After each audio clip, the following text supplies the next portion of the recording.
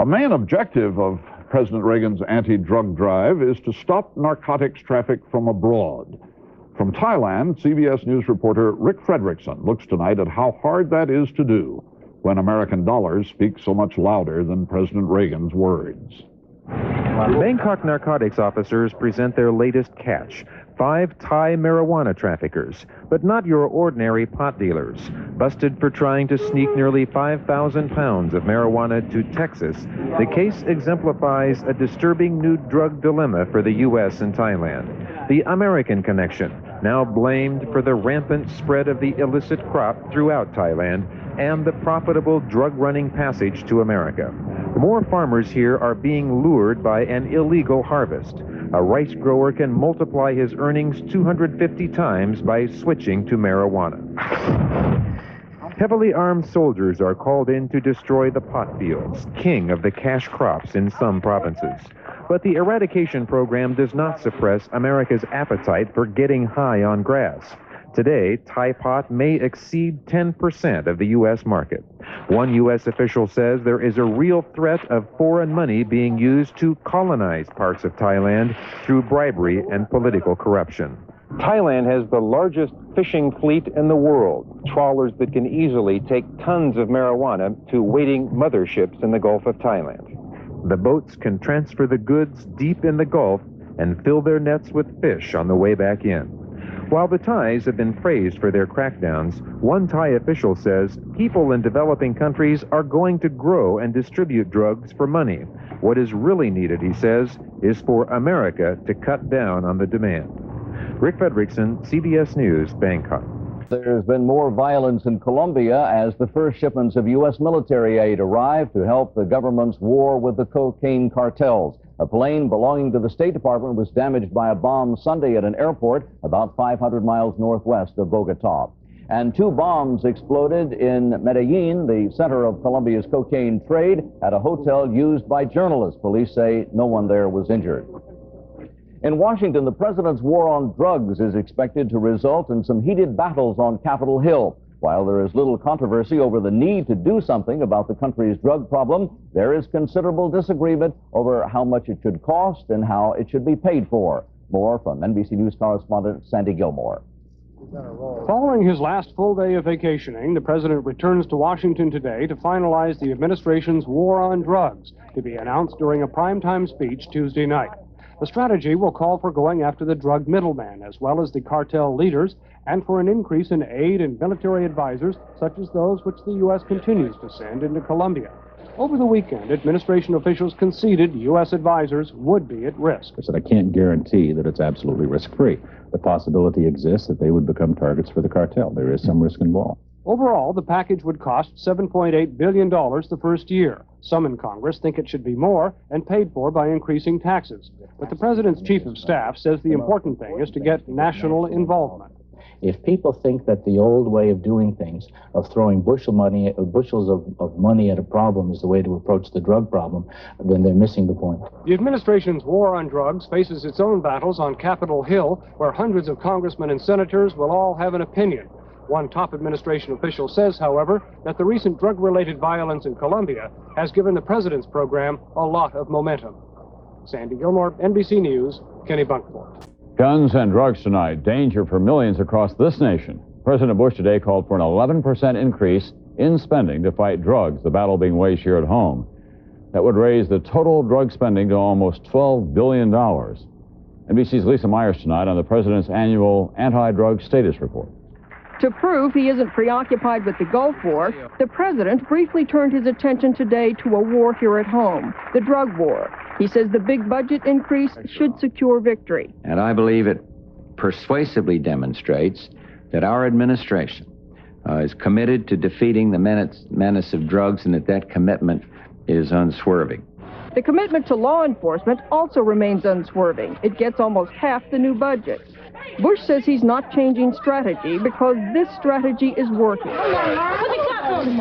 According to the new report, the administration's goal was to reduce overall drug use and casual cocaine use by 10% each. They're down 11% and 29%. The administration also claims to have reduced the number of heavy cocaine users.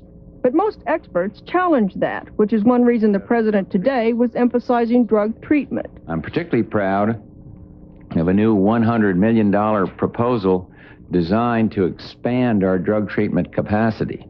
However, a recent report estimates it will cost 20 times that much in additional spending to treat all those who need it. The Navy developed a 500-bed hospital in Saudi Arabia in 3 weeks. Where there is a commitment, there is a way to do it.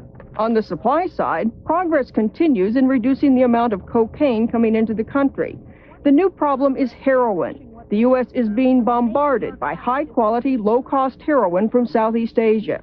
We are facing an alarming situation in the United States with the heroin situation. Treatment experts and former heroin users like Renee say some cocaine users have switched to smoking heroin. More business people are taking it because it's harder to detect. Which goes to show that victory in this war may prove more elusive than the administration now thinks. Lisa Myers, NBC News, Washington. Our daily difference tonight, crime and punishment. The war on crime, like any war, often claims innocent lives. Sometimes they're cops, but when cops feel that they must kill or be killed, the results can be tragic. In San Diego, this is a deadly reality. NBC's Bob Herbert tonight. San Diego, 1985. Another cop is killed, and his buddies grieve. San Diego in the mid-1980s was saddled with a terrible distinction. Its police officers were being killed at a rate higher than any other city in America. When there's hesitation on your part, just like a soldier in combat, you hesitate, you die. Since then, any such hesitation has vanished.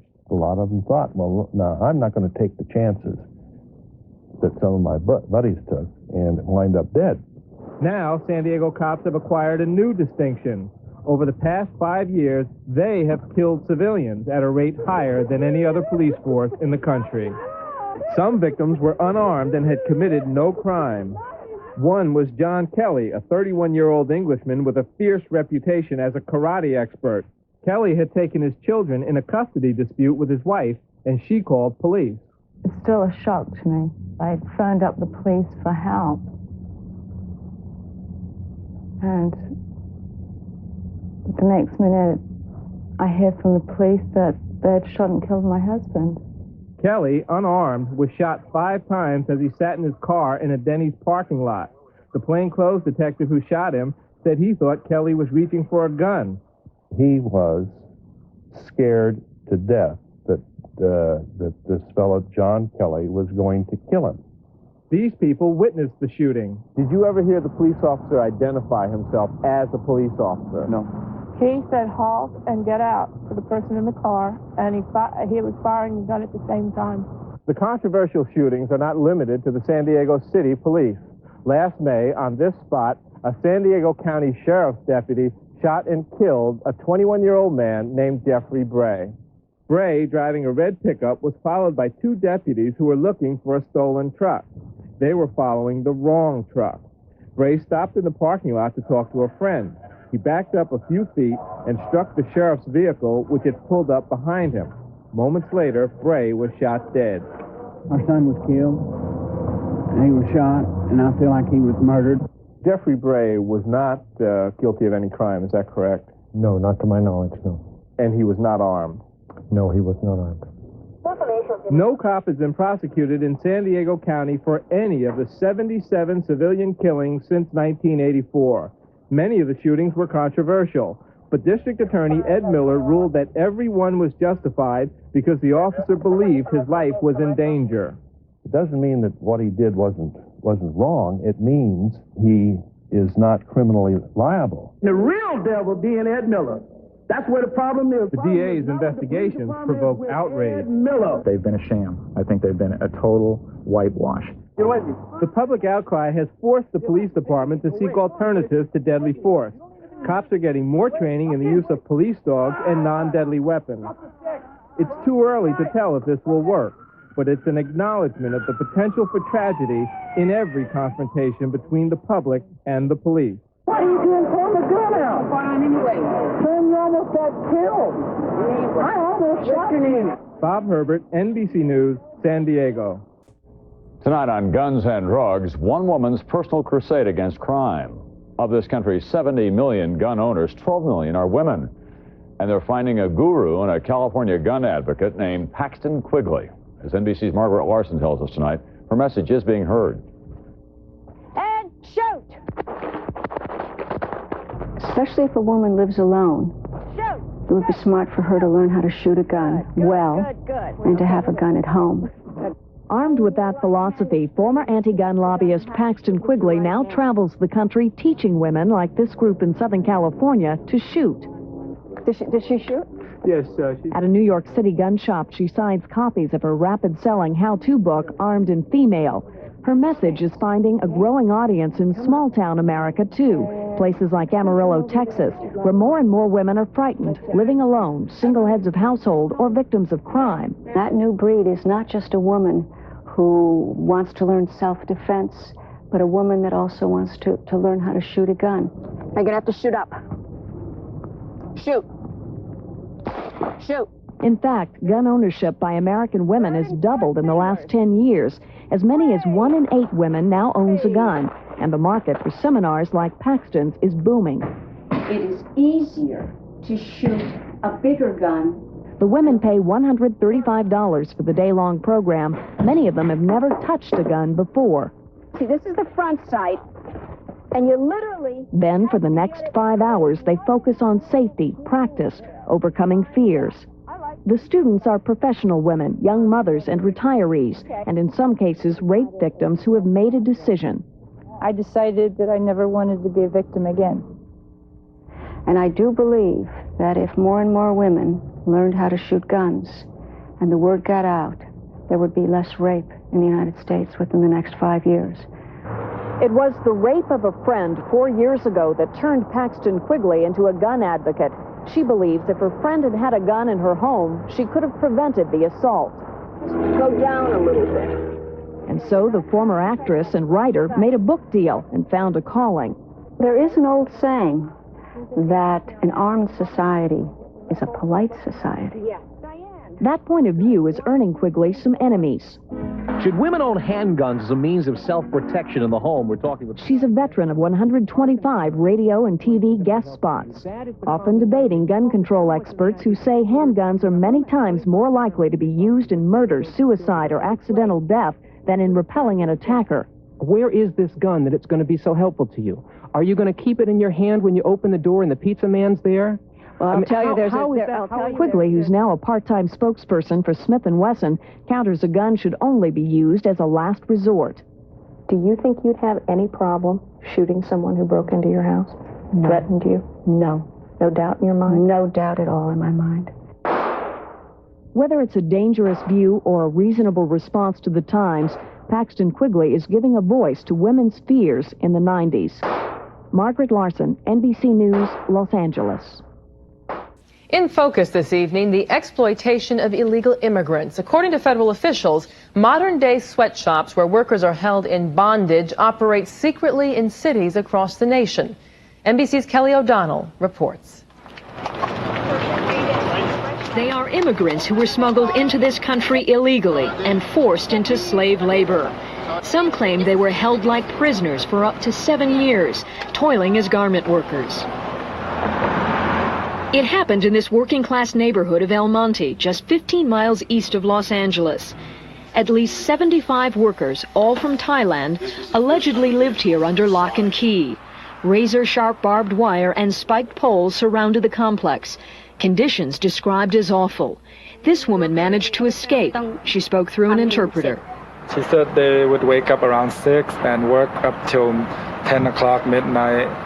It depends, like if they have a rush order, then they have to work all night sometimes. The people of this country woke up to the appalling discovery that within our very own borders, the kind of exploitation was taking place that we think occur only in underdeveloped countries in the world. The garment operation accused of violating immigration laws closed down after it was raided. 8 arrested faced charges in federal court. But the fact that it ever existed came as a shock. When I saw it on the news, it raised a big concern to me. It said, all right, we have this one here, or do we have others? So that's something that we have to look at. And questions are being raised about how the operation stayed in business so long. The Immigration and Naturalization Service got a tip about 3 years ago, but took no action until this month. 2 years ago, local fire inspectors were looking for an illegal business in a garage. The complaint was dropped because inspectors could not get past security. Smuggling workers into the United States is big business, sometimes dangerous business. In 1993, a ship carrying hundreds of illegal Chinese immigrants ran ashore off Queens, New York. That same year, this ship was kept in limbo in the Pacific Ocean for days until it was boarded by Mexican officials. Illegals are charged thousands of dollars for passage to the U.S. Some are forced into prostitution to pay off their debt. INS Commissioner Doris Meisner says policing sweatshops is tough because workers are easy victims. The very fact of being illegal makes them vulnerable to employers. They tend to be frightened to report terrible conditions, and so they are an exploitable group. It is a problem. It's pervasive. It doesn't just deal with these immigrants here, the Thai community, but it also affects many communities, immigrant communities. Help could be on the way, but it's expensive. The Clinton administration asked Congress for more money next year to hire another 600 inspectors to enforce the labor laws. That would cost $80 million. Kelly O'Donnell, NBC News, Los Angeles.